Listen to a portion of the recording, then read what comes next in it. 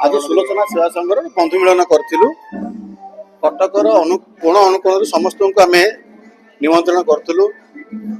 समस्त को धन्यवाद देवी जी आम सुलोचना सेवा संघ निमंत्रण रक्षा करी समस्ते आसी बड़ा खुशी कथा ये गोटे वार्ता भी जाऊँगी आम गोटे संकल्प नहीं कटक सुरक्षा केमती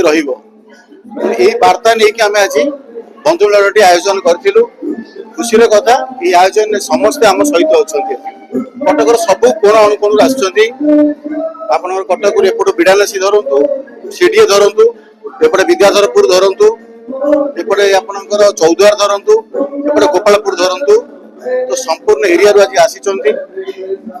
तार कारण हूँ कटक बर्तमान जो विपदमुखी अच्छी तो कोटना कोट सुलोचना सेवा संघ आज प्रगाढ़ विश्वास सहित समस्त आज एकत्रित मु सुलोचना सेवा संघ जड़े अग्रिम सदस्य ज्योत्ना मंगराज